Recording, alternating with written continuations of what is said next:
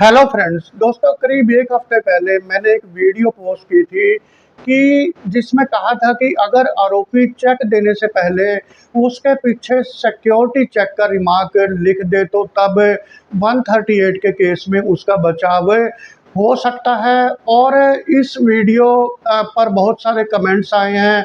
ये video viral हो रही है, आप इसको भरपूर प्यार दे रहे हैं, अपना समर्थन दे रहे हैं, लेकिन जो कमेंट्स आ रहे हैं वो काफ़ी हद तक नेगेटिव कमेंट्स हैं। कुछ पॉजिटिव कमेंट्स भी हैं जो अक्यूज साइड से आए हैं, लेकिन ज़्यादातर जो कमेंट्स हैं वो कंप्लेनेंट साइड से आए हुए लगते हैं। और इन नेगेटिव कमेंट्स की भाषा और शैली देखकर ये लगता है कि ये जो वीडियो है उन लोगों को पसंद नहीं आई जो चेक लेकर ब्याज पर पैसा देने का अपना काम है करते हैं, यानी कि जो प्राइवेट अनलाइसेंस्ड मनी लेंडर है उनको कहीं ना कहीं इस वीडियो से दिक्कत हुई है, इसलिए लगातार जो है कमेंट्स कर रहे हैं। और कुछ कमेंट्स बहुत ही असभ्य है, कुछ में कोई लॉजिक नहीं है।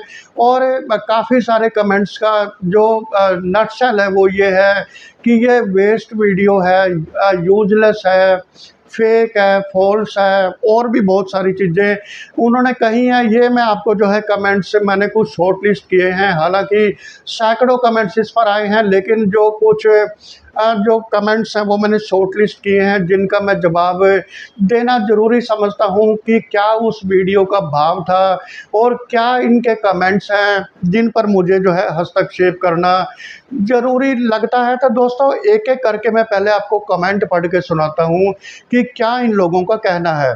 एक यूज़र लिखते हैं कि जो अक्यूज्ड है वो मनी लेने के बाद, यानी कि पैसा लेने के बाद कैसे फ्रॉड करे, आप ये बता रहे हैं उनको। यानी कि इनका जो कमेंट है ये कहना चाह रहे हैं कि मैं फ्रॉड के रास्ते उनको बता रहा हूँ। और दूसरे एक यूज़र लिखते हैं कि सिक्योरिटी चेक कोई नहीं लेगा, यानी कि कंप्लेनेंट उसको चेक को नहीं लेगा अगर उसके पीछे सिक्योरिटी चेक लिखा हुआ है।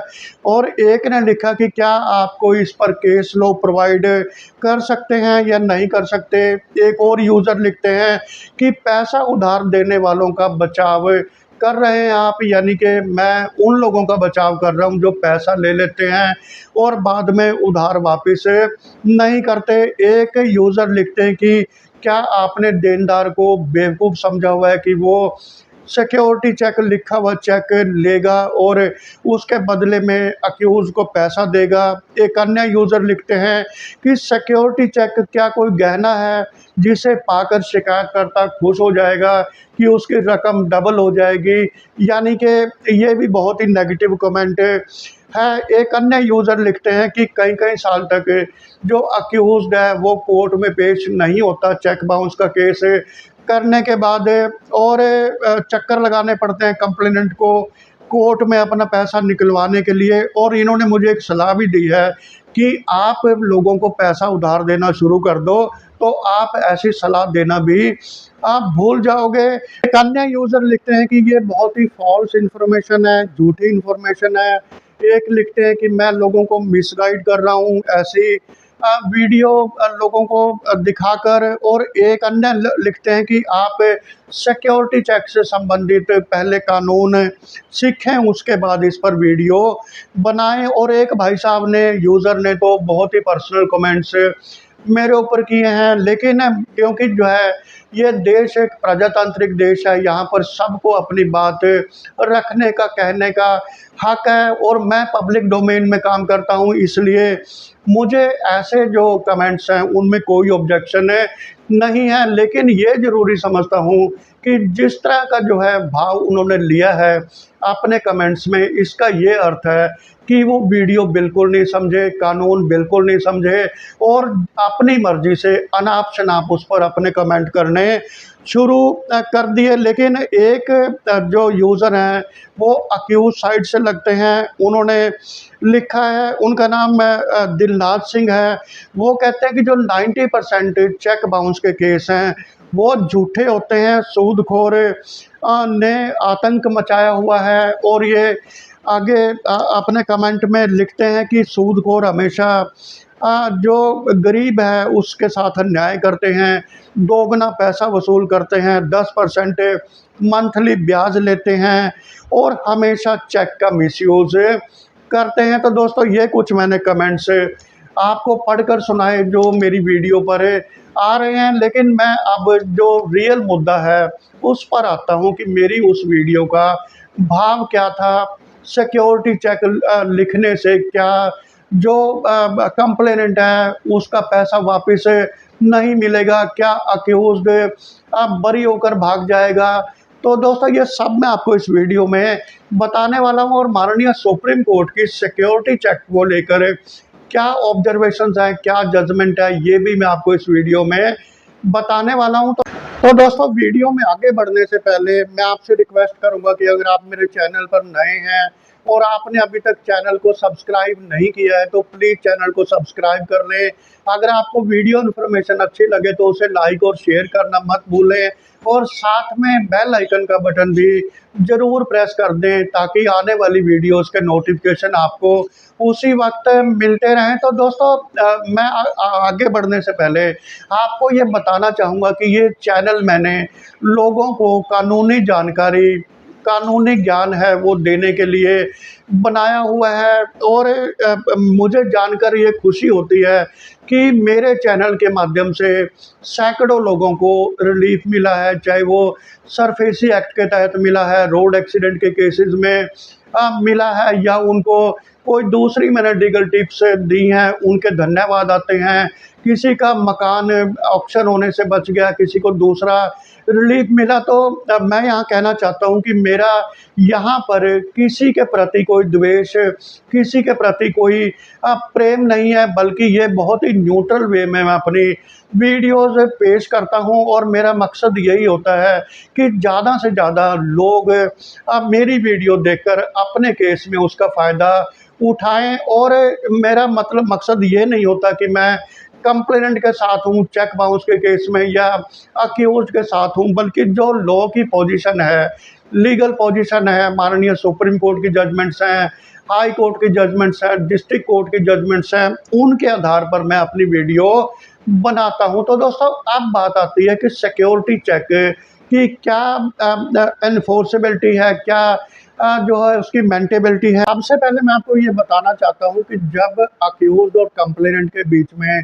कोई पैसे का लेन देन होता है, कंप्लेनेंट उसको पैसा देता है, उधार में देता है, चाहे वो ब्याज पर देता है या यारी दोस्ती में देता है, तो तब जो है चेक सिक्योरिटी के तौर पर रख लिया जाता है। कंप्लेनेंट सिक्योरिटी के तौर पर उसको चेक को रख लेता है। लेकिन अगर कंप्लेनेंट सहमत है, अक्यूज्ड सहमत है और चेक के पीछे सिक्योरिटी चेक भी लिख दिया और उसके बाद अक्यूज ने जो पेमेंट है उसमें डिफ़ॉल्ट किया, तो इसका मतलब ये नहीं है कि जिसके चेक के पीछे सिक्योरिटी चेक लिखा हुआ है वो इनवैलिड हो जाएगा, उसको बैंक में प्रेजेंट नहीं कर सकते, या जो अक्यूज्ड है उसकी लीगल लायबिलिटी या लीगली एनफोर्सेबल डेट ख़त्म हो जाएगा। ऐसा कुछ भी नहीं है।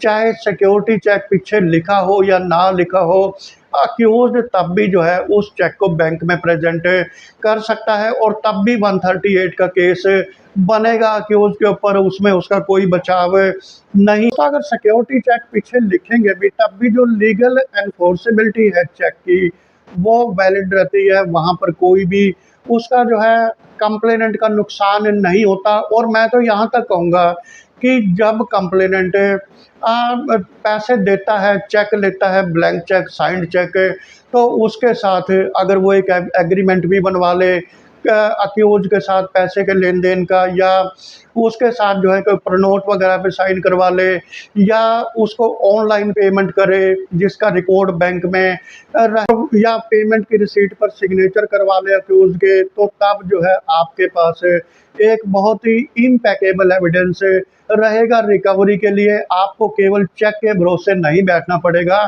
कई लोग ऐसा करते हैं कंप्लेनेंट कि 138 का केस भी फाइल कर देते हैं, साथ में जो रिकवरी का केस है सीपीसी के तहत वो भी फाइल कर देते हैं और जहां से उसको पैसा मिलता है वो लेके केस ख़त्म हो जाता है। तो यहाँ मेरा कहने का अभिप्राय ये है कि खाली ब्लैंक चेक लेने की बजाय अगर कंप्लेनेंट पैसा देते वक्त पूरी लीगल फॉर्मेलिटीज़ करे तो तब उसको जो है केवल चेक के भरोसे नहीं बैठना पड़ता। हालांकि जो चेक का केस है वो कर सकता है, उसमें भी कोई दिक्कत नहीं है। बस वहाँ उसको ये साबित करना है कि मैंने पेमेंट दी थी, इन्होंने डिफ़ॉल्ट किया, पेमेंट वापस नहीं की और इसलिए मैं ये सिक्योरिटी चेक बैंक में लगाया और उसके बाद ये बाउंस हो गया, फिर मैंने कंप्लेंट फाइल कर दी। तो दोस्तों यहाँ एक और चीज़ महत्वपूर्ण है, जब भी हम बैंक से या किसी नॉन बैंकिंग फाइनेंशियल कंपनी से लोन लेते हैं, चाहे वो होम लोन हो, पर्सनल लोन हो,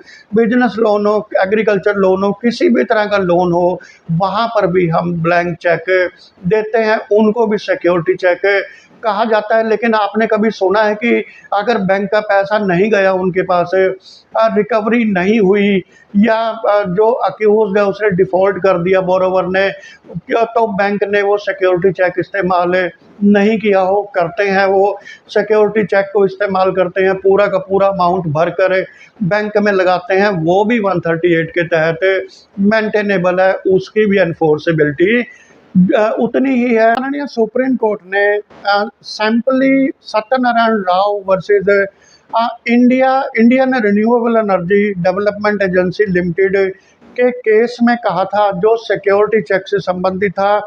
वहाँ कहा था कि जहाँ पर एक पोस्ट डेटेड चेक यानी कि ब्लैंक चेक बिना डेट का साइंड, जहाँ जिसको सिक्योरिटी चेक कहा जाता है लोन एग्रीमेंट में, या जो आपस में तय हुआ है कंप्लेनेंट और अक्यूज के बीच, तो वो भी जो है सेक्शन 138 के परव्यू में आता है। यानी कि सिक्योरिटी चेक लिखने से जो चेक की एनफोर्सेबिलिटी है वो ख़त्म नहीं हो जाती, और अगर वो बाउंस होता है तो तब भी 138 का केस बनता ही बनता है।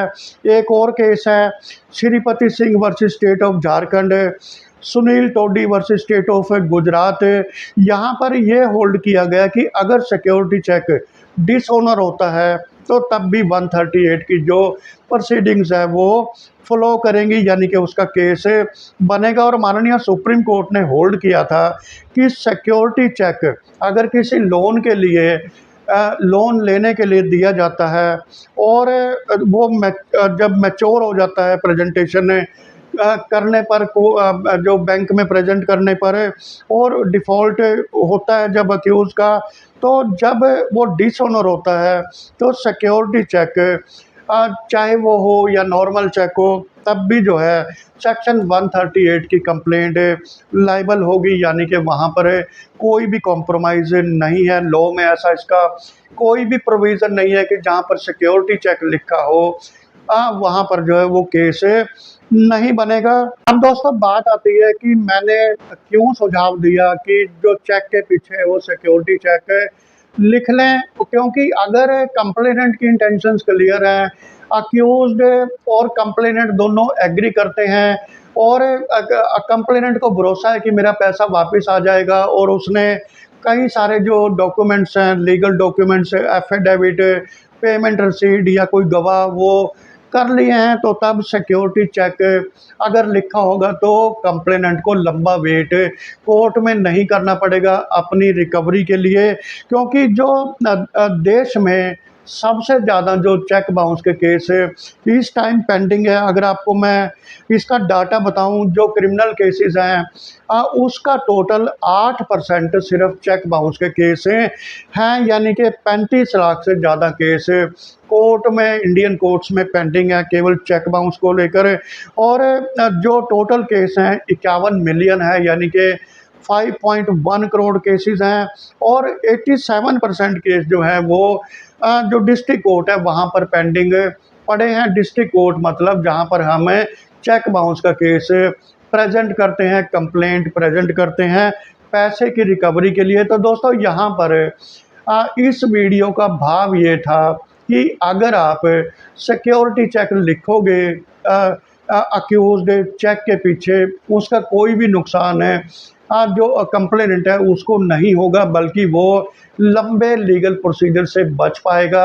और अगर जो है जो अक्यूज़्ड है वो तब भी पैसा वापस नहीं करता, तो सिक्योरिटी चेक लिखने से जो अक्यूज़्ड है उसकी लीगल लायबिलिटी बिल्कुल जो है ख़त्म नहीं हो जाएगी। उसको पैसा तब भी देना पड़ेगा, चेक के ज़रिए देना पड़ेगा या रिकवरी के ज़रिए देना पड़ेगा, यहाँ उसका कोई बचाव नहीं है। मुझे उम्मीद है कि जो नेगेटिव कमेंट्स देने वाले लोग हैं, व्यूअर्स हैं, हमारे दर्शक हैं, सज्जन हैं, वो इस वीडियो को समझ पाएँगे जो रियल पोजीशन है, और वो इस पर अनाप-शनाप कमेंट करने से पहले पूरी लीगल पोजीशन जो है वो उसको एनालाइज़ करें, अच्छे से समझें और उसके बाद कमेंट करें, क्योंकि हेल्दी क्रिटिसिज्म हमेशा वेलकम होता है डेमोक्रेसी में। लेकिन जब उल्टे-सीधे कमेंट आते हैं बिना किसी सब्सटेंस के, जो है वो बहुत ही दुखदाई होते हैं, क्योंकि मैं पूरी लगन और पूरी मेहनत से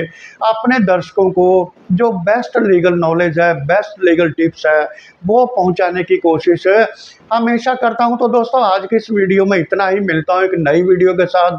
have a very nice day. Tata, bye bye, take care.